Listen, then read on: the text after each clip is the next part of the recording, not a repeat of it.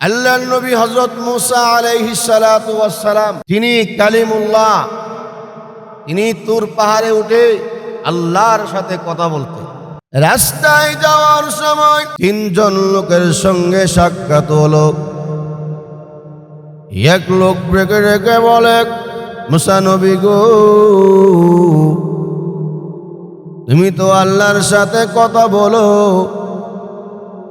আল্লাহর সাথে কথা বলার যখন শেষ হয়ে যাবে, তুমি আমার সম্বন্ধে আল্লাহর কাছে কইও, আল্লাহ রব্বুল আলামিন আমার এত অর্থ সম্পদ দিছে কেন? হ্যাঁ পয়গম্বর, আমার এত অর্থ সম্পদ দরকার নাই, এত টাকা পয়সা জমি জামা আমার দরকার নাই। আল্লাহরে কইও, আল্লাহ যেন আমার অর্থ কমায়া দে, আমার দরকার নাই তাই হিসাব।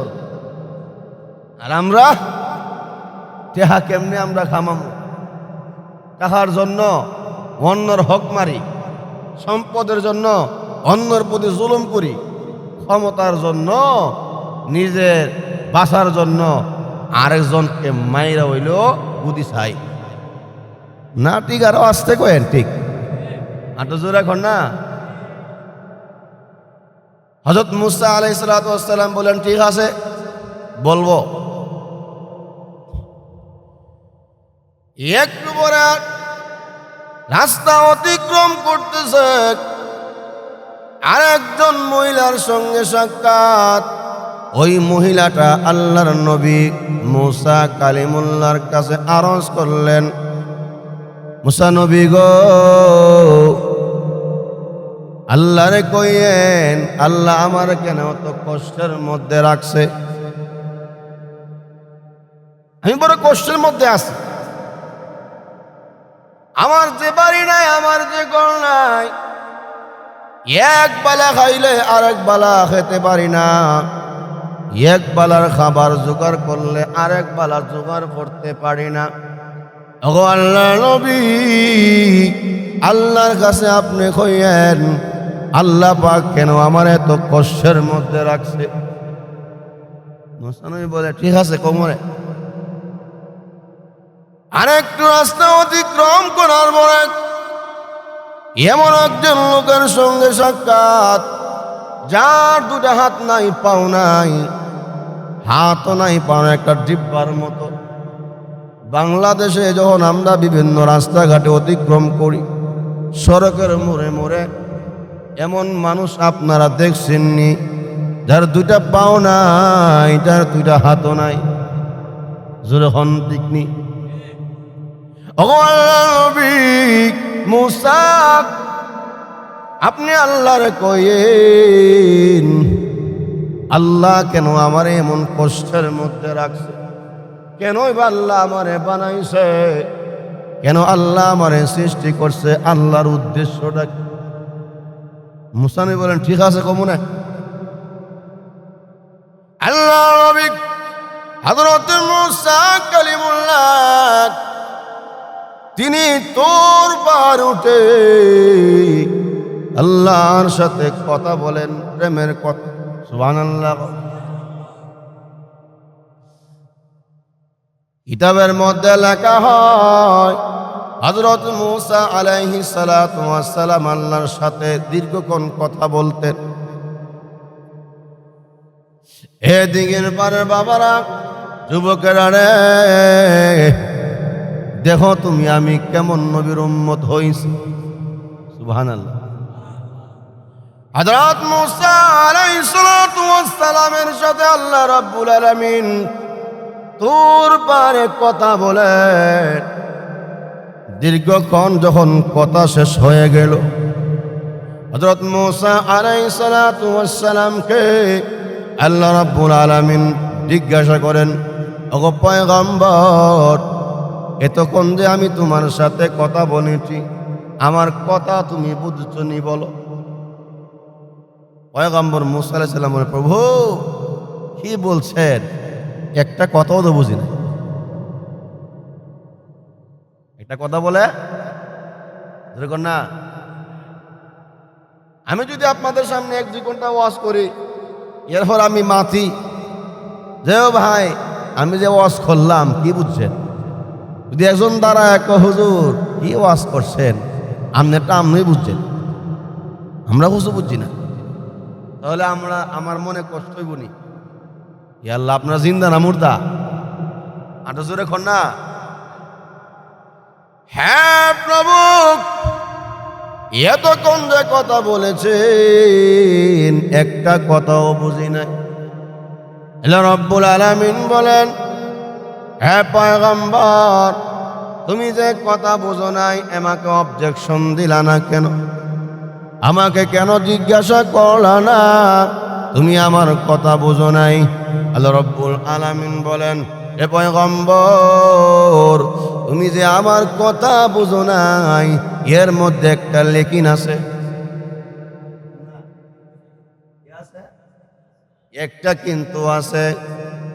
কিন্তু রইল এতক্ষণ যে কথা বলছি এর মধ্যে তোমার মাতৃভাষা আসিল না, যখন না মাতৃভাষা। আমাদের বাংলাদেশের ভাষা কি ইংরেজি, হিন্দি? বাংলা ভাষা। আমরা মাতে বাসে বাঙালি, ল্যাঙ্গুয়েজ বাংলা, আমরা বাঙালি।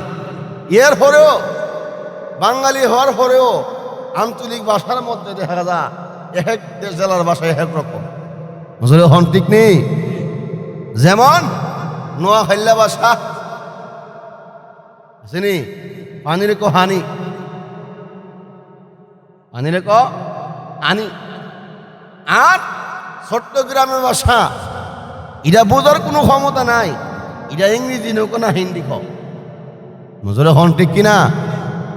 কিভাবে কো হরতার সভা কমা শুনি, বুঝলে হন। এর হরে ফিনি, এর ভাষাও আঞ্চলিক ভাষা। বরিশাল গেদু, গেদু, এখন ঠিক কিনা? এই বাংলা ভাষা হওয়ার পরেও আঞ্চলিক ভাবে কিছু বেশ কম আছে। আল্লাহ রাব্বুল আলামিন বলেন, হে পয়গম্বর মুসা, তুমি যে কথা বুঝো নাই এর মধ্যে তোমার কোন মাতৃভাষা। আল্লাহ রাব্বুল আলামিন তুর পারে এবার পয়গম্বর মুসা আলাইহিস সালাতু ওয়াস সালামের সাথে উনার মাতৃভাষা দিয়া কথা আরম্ভ করে দিল। দীর্ঘক্ষণ কথা যখন হয়ে গেল, এবার আল্লাহ রাব্বুল আলামিন পয়গম্বর মুসা কালিমুল্লাহকে বলেন, এ মুসা, এবার বলো আমার ভাষা তুমি বুঝছনি? হযরত মুসা আলাইহিস সালাতু ওয়াস সালাম বলেন, প্রভু গো, এখন আপনার শুনলো না ভাষায় আমি বুঝেছি। মুসা আলাইহিস সালাতু ওয়াস সালামকে আল্লাহ রাব্বুল আলামিন বলেন, এ পয়গম্বর মুসা, বুঝলে কি বুঝেছো আমাকে স্পর্শ করে বলো। ভাইয়ের আমার, বন্ধুরা আমার, হযরত মুসা আলাইহিস সালাতু ওয়াস সালাম বলেন, প্রভু, তোর পারে আপনি আমার সাথে কথা বলে আর প্রশংসা করেন আপনার বন্ধু এবং আপনার বন্ধুর উম্মতের। তোর পারে কথা বলেন আপনি আমার সাথে, আর আপনি প্রশংসা করেন আপনার বন্ধু আর তার উম্মতের। এই বন্ধু এখনো আসে নাই, উম্মত এখনো আসে নাই। তাহলে বুঝেন এই বন্ধু কত দামি, এই বন্ধুর উম্মত কত দামি। আর আসতে কোন মহিলা শুনবো তো ভাইয়ের আমার। হযরত মুসা আলাইহিস সালাতু ওয়াস সালাম বলেন, প্রভু গো, তোর পারে আমার সাথে আপনি কথা বলেন। আল্লাহ, আপনার বন্ধু বড় দামি, আপনার বন্ধুর উম্মত বড় দামি।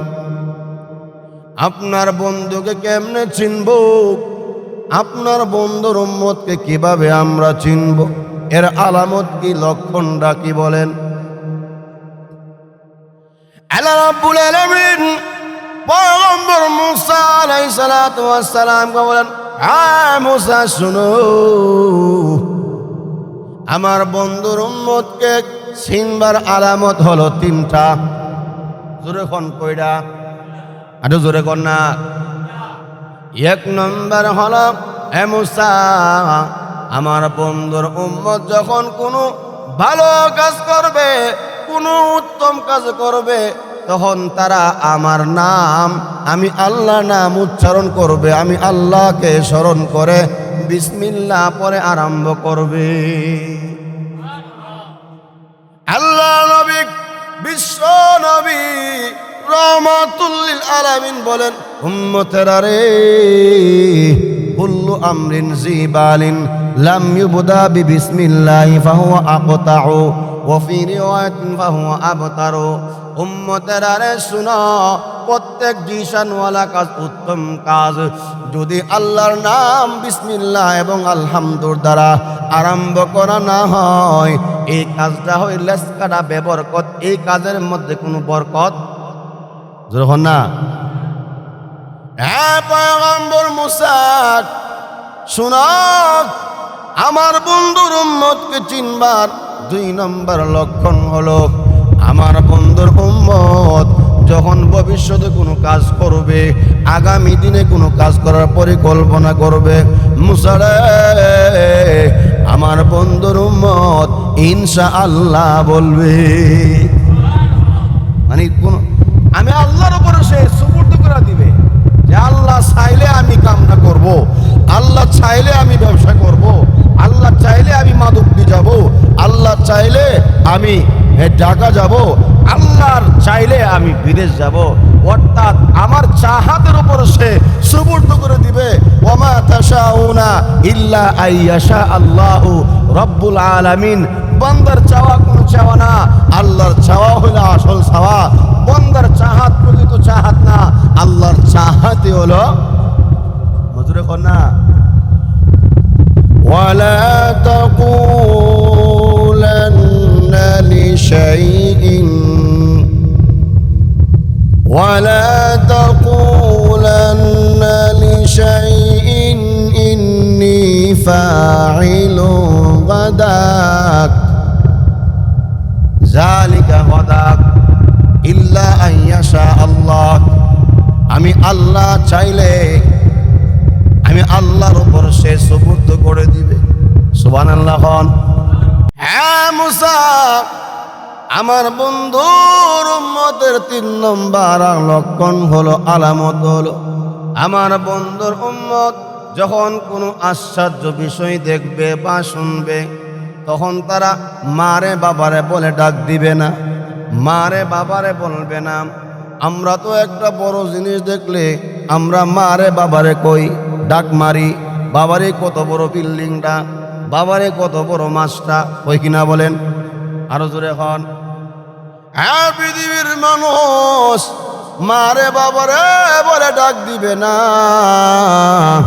তখন তারা আমি আল্লাহর বড়ত্ব, আমি আল্লাহ যে কত বড়, আমি আল্লাহ যে রহমানুর রহিম, আমি আল্লাহ যে কাহ্হার, আমি আল্লাহ যে সত্তার, আমি আল্লাহ এত বড় গো। ওয়াল আউয়াল ওয়াল আখির আজ জাহির আল বাতিন, আমি আল্লাহ আউয়াল, আমি আউয়াল, আল্লাহ আখির, আমি আল্লাহ জাহির, আমি আল্লাহ বাতিন। সুবহানাল্লাহ। তখন তারা মারে বাবারে বলবে না, তখন তারা বলবে সুবহানাল্লাহ। আমরা যে কত বড় দামি, আমাদের দাম আমরা নিজেই বুঝি, ঠিক নিয়ে কথাটা। হযরত মুসা আলাইহিস সালাতু ওয়াস সালাম তুর পারে দীর্ঘক্ষণ কথা বলা শেষ হয়ে গেল। এবার মুসা আলাইহিস সালাতু ওয়াস সালামকে আল্লাহ রাব্বুল আলামিন জানায়া দিল, আরে মুসা, রাস্তায় আসার সময় তোমার সঙ্গে 3 জনের সাক্ষাৎ হয়েছিল।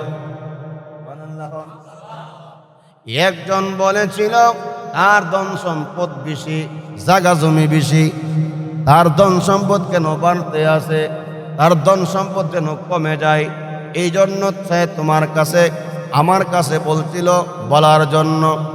হ্যাঁ পয়গম্বর, ওই লোকটাকে তুমি গিয়া বলে দিও সেজন্য আমি আল্লাহর নিয়ামতের নাশুকুন করে যা পেয়েছে সেজন্য অকৃতজ্ঞ হয়, সেজন্য নাশুকর গুজার হয়। তাহলে আমি আল্লাহ তার ধন সম্পদ কমায়া দিব। আর যে মহিলাটা তোমার কাছে বলেছে, ওই মহিলাটা বড় সমস্যার মধ্যে আছে, বড় কষ্টের মধ্যে আছে, তার যে বাড়ি নাই ঘর নাই, সে বড় অভাবের মধ্যে আছে। পয়গম্বর মুসা, ওই মহিলাটাকে তুমি বলে দিও সে যেন আমি আল্লাহর নিয়ামতের শুকরিয়া আদায় করে আমি আল্লাহ তার ধন সম্পদকে বাড়াইয়া দিব। এবার ওই লোকটার সাথে যখন তোমার সাক্ষাৎ হবে, যার দুইটা হাত নাই গো, যার দুইটা পাও নাই, একটা ডিব্বার মতন ফিরা রয়েছে, পয়গম্বর মুসা তুমি গিয়ে জানাই দিও আমি আল্লাহ রাব্বুল আলামিন তাকে অহতক সৃষ্টি করি নাই, আমি আল্লাহ তাকে এমনিতে সৃষ্টি করি নাই, আমি আল্লাহ তাকে সৃষ্টি করেছি গো জাহান্নামের একটা ছিদ্র আছে, ওই ছিদ্রটাকে তার দ্বারা আমি আল্লাহ ডাকার জন্য সৃষ্টি করছি। আমার আল্লাহ আসমান জমিনের ভিতরে যা কিছু বানাইছে, মা খালাকতা হাযা বাতিলা, আল্লাহ এমনি সৃষ্টি করে নাই। আমরা যদিও দেখি এটা বেহুদা, না আল্লাহ বেহুদা সৃষ্টি করে নাই। আসমান এবং জমিনের মধ্যখানে যত পশু পাখির আছে এদেরকে আল্লাহ একটা উদ্দেশ্য করে বানাইছে। গাছপালা যা আছে এটাকে আল্লাহ উদ্দেশ্য করে বানাইছে। যত মাখলুক বানিয়েছে এটাও একটা উদ্দেশ্য করে বানাইছে। জোরে খন ঠিক কিনা? এবার রাস্তায় আসার সময় ওই লোকের সঙ্গে সাক্ষাৎ হয়ে গেল। কি কইছে আল্লাহ তাআলা? ও আল্লাহ তাআলা বলছে আপনারে আল্লাহ পাক যে জায়গা জমি দিছে, অর্থ সম্পদ দিছে, তুমি যেন আল্লাহর শুকরিয়া আদায় না হইরা অকৃতজ্ঞ হও, না শুকর হও। তখন ওই লোকটা বলে, পয়গম্বর, হ্যাঁ মুসা নবী গো, সুবহানাল্লাহ আলহামদুলিল্লাহ, না আমি রবের অকৃতজ্ঞ হতে পারবো না, আমি মালিকের অকৃতজ্ঞ হতে পারবো না। মালিক আমাকে কত সম্পদ দিয়েছে, জায়গা জমি দিয়েছে, ভালো রেখেছে, সূত্র রেখেছে, আমি কিভাবে মালিকের অকৃতজ্ঞ হব? এমনি সে বলল আলহামদুলিল্লাহ। আলহামদুলিল্লাহ বলার সঙ্গে সঙ্গে আল্লাহ পাক তারে যা নিয়ামত দিছিল আরো আল্লাহ পাক দ্বিগুণ বাড়ায় দিছিল। আল্লাহ তো আসতে সুবহানাল্লাহ।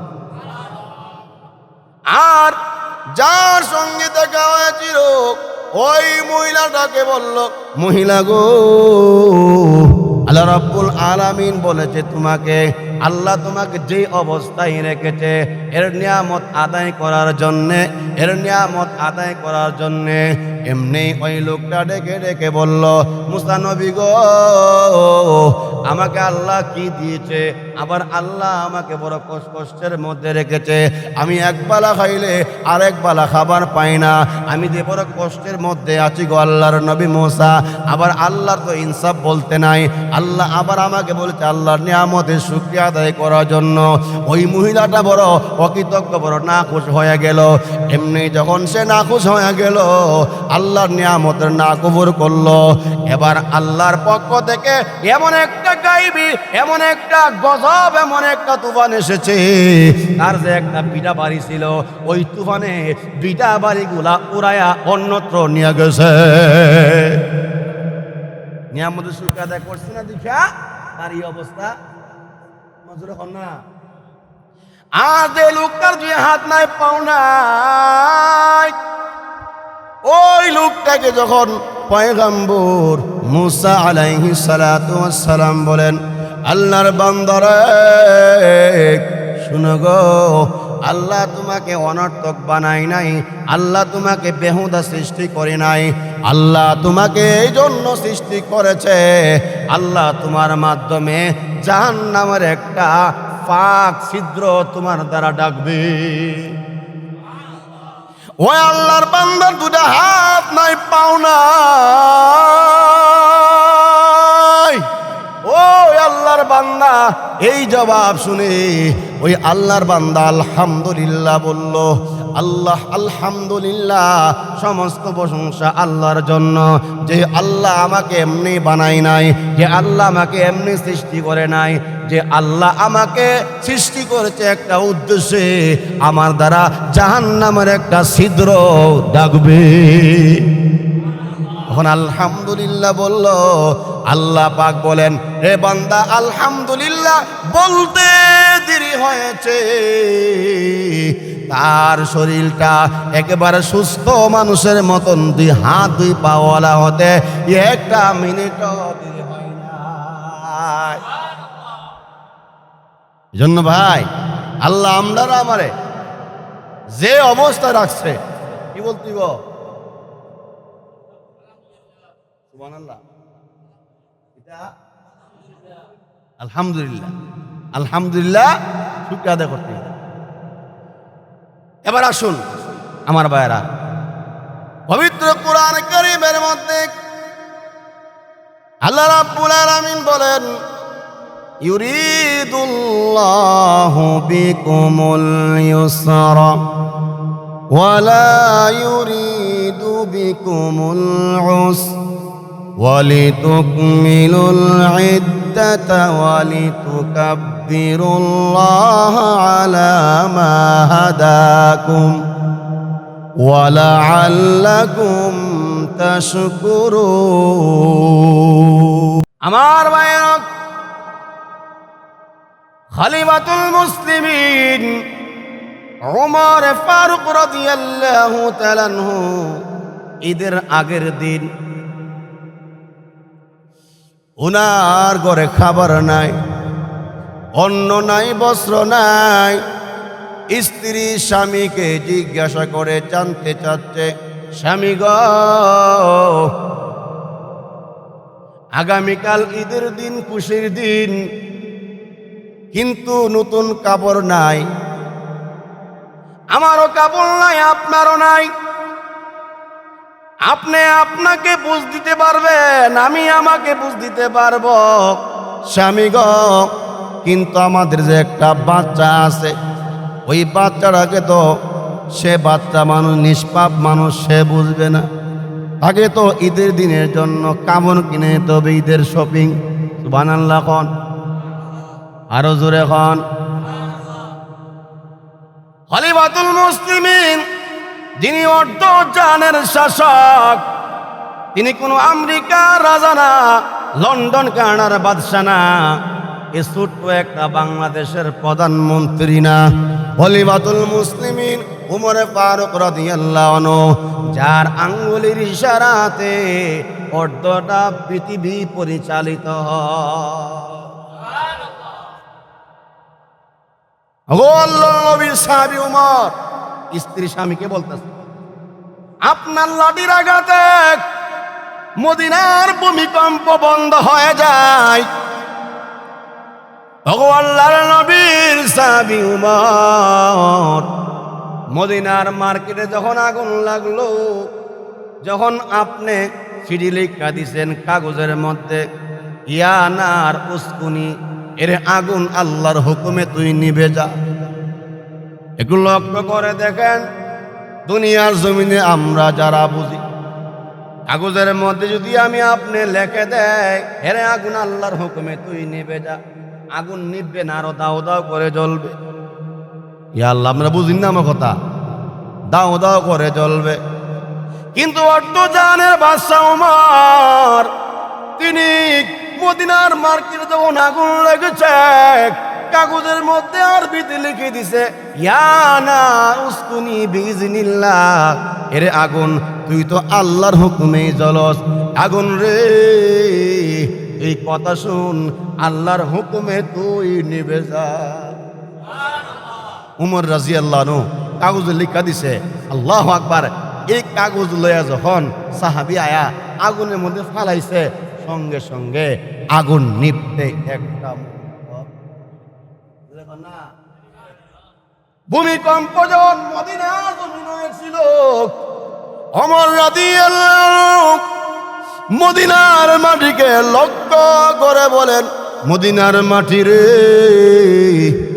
তোর কি একটু ভয় নাই? যেই মদিনার মাটির নিচে দয়াল নবী, মায়াল নবী, রহমতের নবী, উম্মতের কান্ডারি ঘুমায় আছে।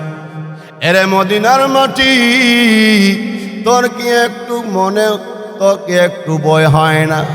তোর কি একটু ভয় লাগে না? আর বেয়াদবি করিস না। যেই নবীর জন্যে আল্লাহ তোরে আমারে বানাইলো, যেই নবীর সৌজন্যে আল্লাহ 7টা আসমান সাজাইলো, আল্লাহ 7টা জমিন সাজাইলো, এই নবী এই মদিনার মাটির নিচে শুয়ে আছে, উম্মতি উম্মতি বলে কাঁদতে আছে। সুবহানাল্লাহ কোন। এই কথা বলে ওমর রাদিয়াল্লাহু যখন লাঠি দিয়া মদিনার মাটির মধ্যে আঘাত দিয়েছে, ভূমিকম্প বন্ধ হয়ে গেছে। একটু দেরি হয় নাই। কিতাবের মধ্যে পাওয়া যায় ওই উমর রাদিয়াল্লাহু আনহু যে লাঠির আঘাতে ভূমিকম্প বন্ধ হয়ে গেছে,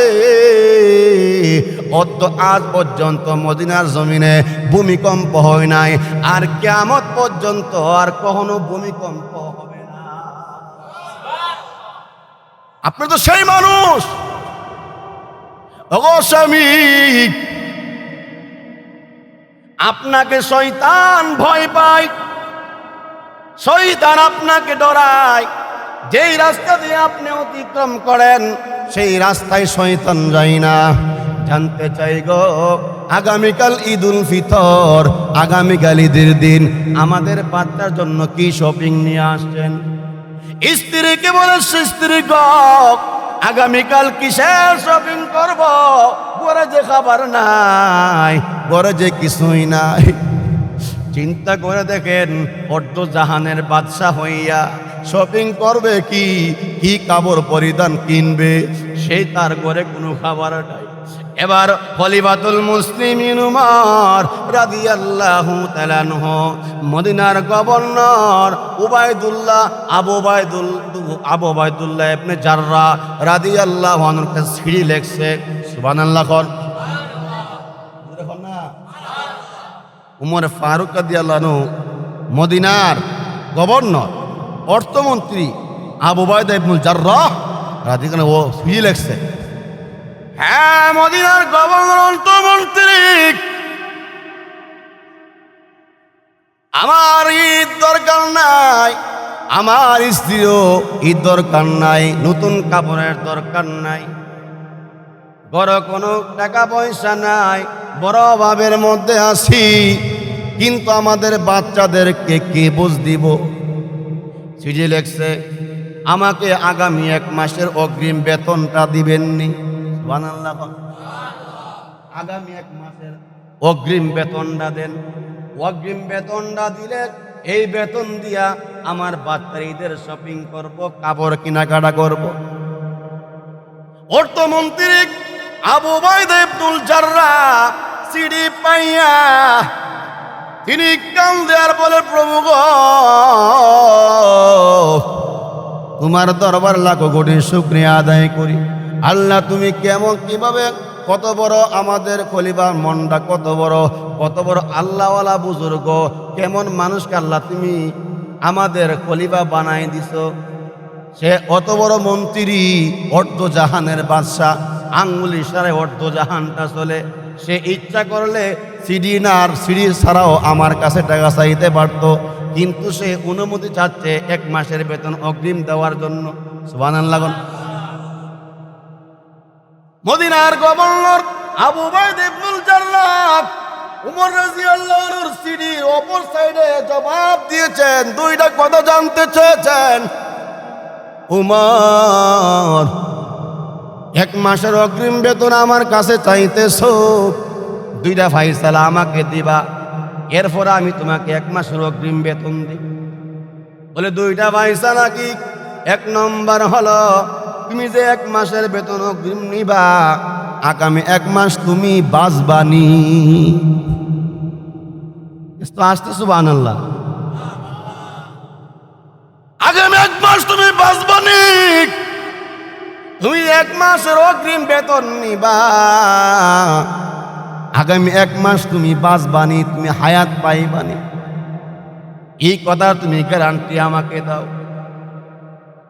2 নম্বর কথা হলো, এরে ওমর খলিফাতুল মুসলিমিন, তুমি যে 1 মাস অগ্রিম বেতন চাইছ, জনগণ আগামী 1 মাস তোমার ক্ষমতায় রাখবনি।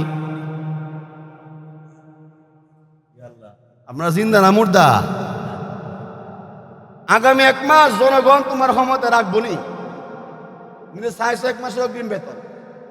এই সিঁড়ির অপর পাশে লেখা দিছে, খলিফাতুল মুসলিমিন উমর রাদিয়াল্লাহু আনহু সিঁড়ি পাইয়া দুচোখের পানি বলায়া কান্দে, প্রভু গো, আমাদের অর্থমন্ত্রী কত ভালো মানুষ, কত আল্লাহওয়ালা মানুষ, কত বুজুর্গ মানুষ, আমি হলাম রাষ্ট্রপ্রধান, এরপরও আমার কথা সে জবাব দিয়া দিল।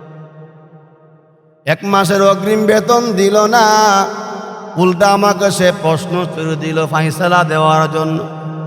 আল্লাহ তোমার দরবারে শুকরিয়া আদায় করি, এরকম খালেস অর্থমন্ত্রী গভর্নর হওয়ার জন্যে। আল্লাহ তুমি যে আমাদেরকে এরকম অর্থমন্ত্রী দিয়েছ, যে তার মধ্যে আল্লাহর ভয় আছে, যতদিন পর্যন্ত এরকম অর্থমন্ত্রী পৃথিবীর জমিনে থাকবে, ওই দেশের কোনো দিন আর গম মানুষ চুরি করবে না। আর জোরে খান, একদল গেছে আরেক দল খাইবার লেগে পাগল হয়েছে। জোরে খান ঠিক নি?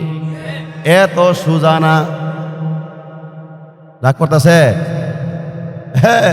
গরম ভাতে বিলাই বেজা, হক কথায় বন্ধু বেজা। একদল গেছে আরেক দল খাইবার লেগে পাগল হয়ে রয়েছে। রাগন আমার কিছু করার নাই, আপনার ভাই আপনি, আমার ভাই, রিজিকের মালিক কারো। আরো আসতে মহিলা শুনবো তো, জিকিরে পড়েন লা ইলাহা ইল্লাল্লাহ, লা ইলাহা লা ইলাহা ইল্লাল্লাহ, লা ইলাহা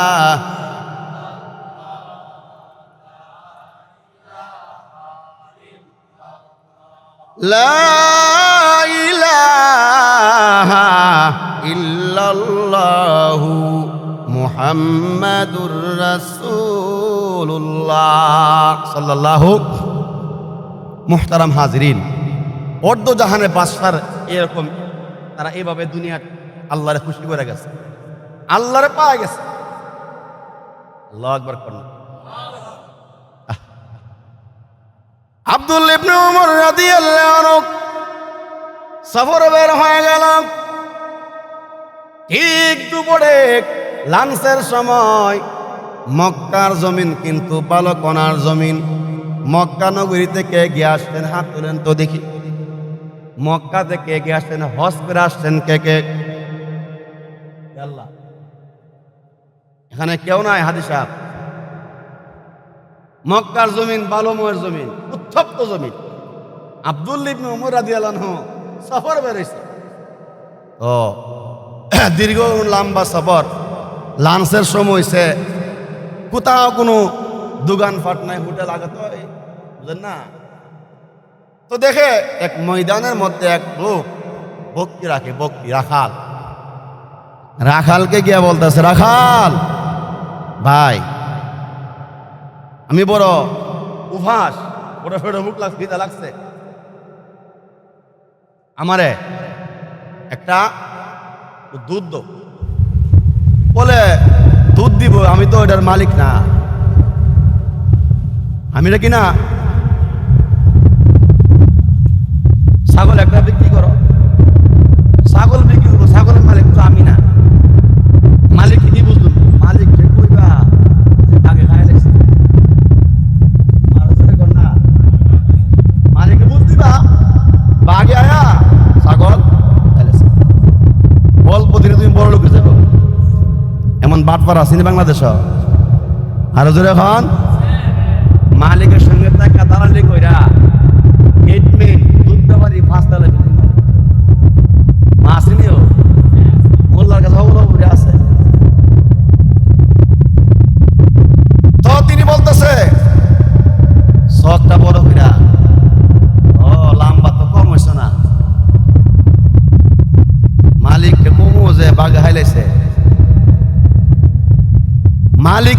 মালিক যিনি, তার কাছে কি জবাব? সুবহানাল্লাহ। ফাইন আল্লাহ। এই উমর, সে তো উমর, সে জানে না লম্বা কম হইছ না, অনেক বড় লম্বা হইছ। ফাইন আল্লাহ, আল্লাহর কি বুঝতুম? এমনি তিনি তার পরিচয় আর গোপন রাখতে পারলেন না, তার মনটা ভরে গেছে তার কথা শুনে। আল্লাহ, তোমার কাছে শুকরিয়া আদায় করি, একজন রাখালের ভিতরে এত ভয়, সে আল্লাহরে ভয় করে। যতদিন পর্যন্ত এই রাখাল পৃথিবীর মধ্যে থাকবে, ততদিন পর্যন্ত এই দেশের বম আর রিলিফের মাল চুরি আর যখন না 3 লাখ টাকা নমিনেশন নিয়া 1 বছরের মধ্যে 5 তলা বিল্ডিং বানাইলা, কেমনি তা? চামড়ার মাল খায়া, ঠিক নি? এতিমের মাল খায়া, ইলিফের মাল খায়া, মাসিক পাতা খায়া, যখন ঠিক কিনা? আরো জোরে খন। সুতরাং আগামী দিন আমরা এমন একজন নেতা চাই যার মধ্যে থাকবে তাকওয়া। জোরে খন। আমি আপনাদেরকে বলতে চাই, আগামী দিন আমরা অনেক কিছু দেখছি, নাম হওয়ার দরকার নাই, হ্যাঁ, নাম হওয়া দেখছি, তানাশিও দেখছি।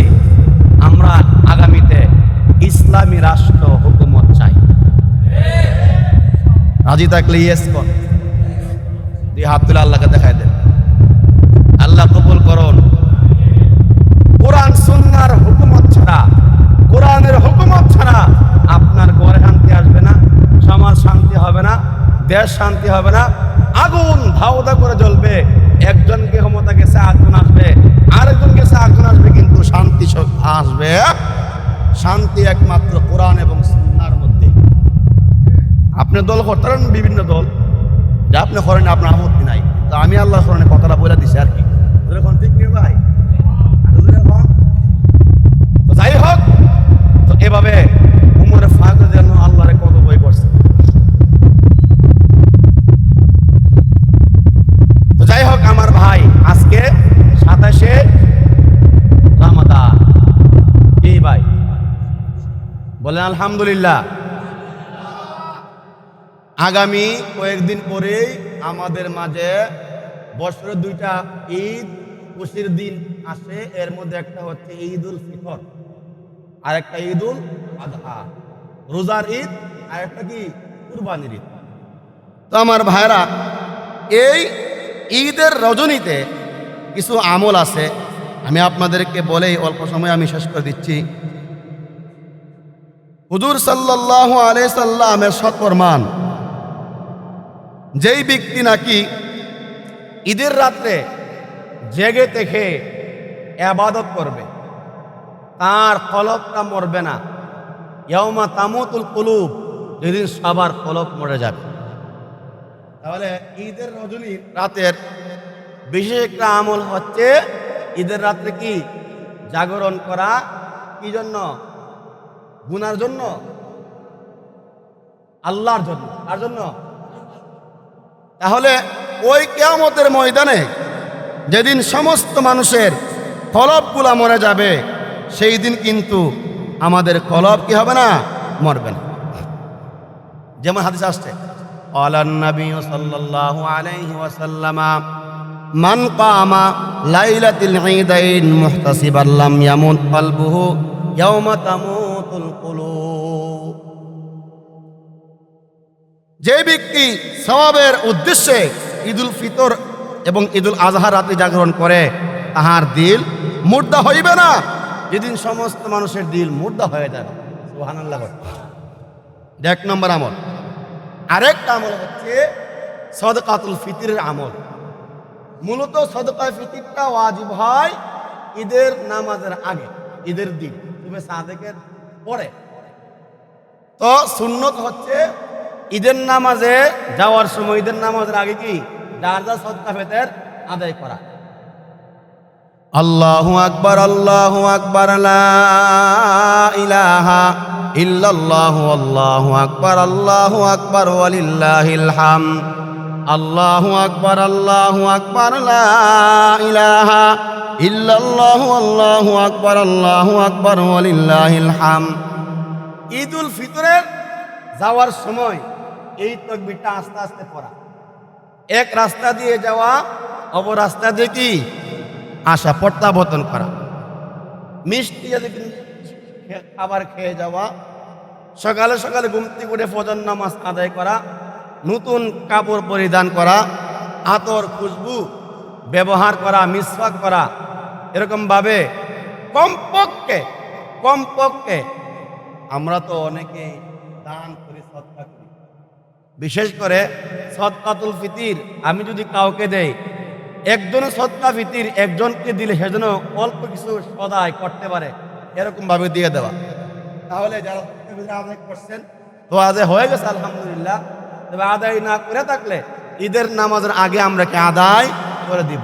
কথাটা বুঝাইছে ভাই?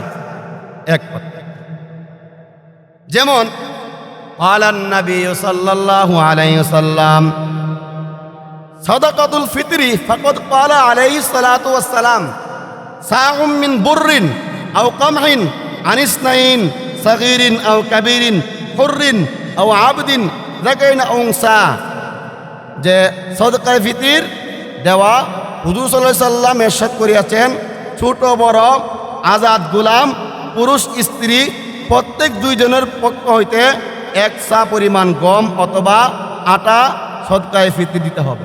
সুবহানাল্লাহ বলেন। সদকায়ে ফিতির ওয়াজিব না হলেও দেয়া দিবেন। সদকা ফিতির আর যাকাতের মাসালা ভিন্ন। যাকাত ফরজ হওয়ার জন্য যে নিসাব আমি আগে আপনাদেরকে বলছি, এটার জন্য হাওলানা হাওয়েল অর্থাৎ 1 বছর অতিবাহিত হতে হয়।